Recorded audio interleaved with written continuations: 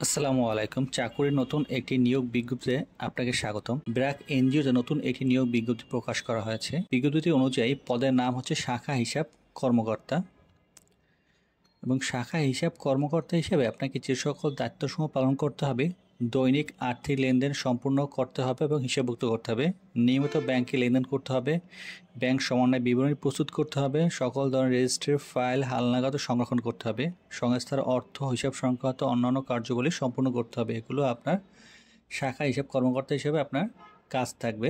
শিক্ষাগত যোগ্যতা, এখানে যে কোনো শিক্ষা প্রতিষ্ঠান হতে আপনি বাণিজ্য বিভাগে স্নাতকোত্তর ডিগ্রি লাগবে এবং এটি দ্বিতীয় শ্রেণী হলে চলবে।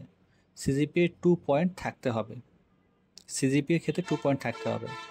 কর্মস্থল ব্র্যাকের মাঠ কার্যালয়, এটি মাঠ পর্যায়ে চাকরি হবে। বাংলাদেশে যে কোনো জায়গায় কাজ করার মানুষকে থাকতে হবে।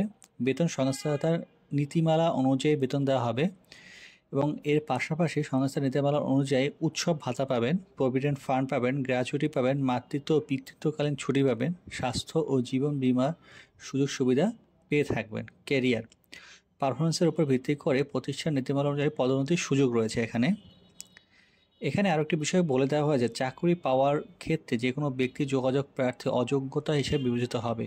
যদি আপনি যোগাযোগ করেন, ব্যক্তিগত যোগাযোগ প্রার্থীকে অযোগ্যতা হিসেবে বিবেচিত হবে। নিয়োগ প্রত্যাশিত প্রার্থীদের কোনো প্রকার আর্থিক লেনদেন না করার জন্য অনুরোধ করা হলো।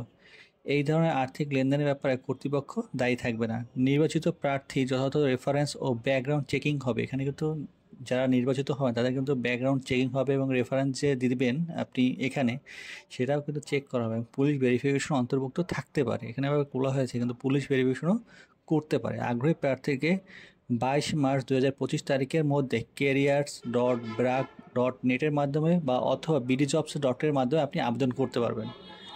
ভিডিওটি সম্পর্কে যদি আপনার কোনো মতামত বা জানার ইচ্ছে থাকে, সেক্ষেত্রে আপনি আমাদের ভিডিওর নিচে কমেন্ট করতে পারেন। আমরা সেই কমেন্টে আমরা উত্তর দিয়ে থাকব।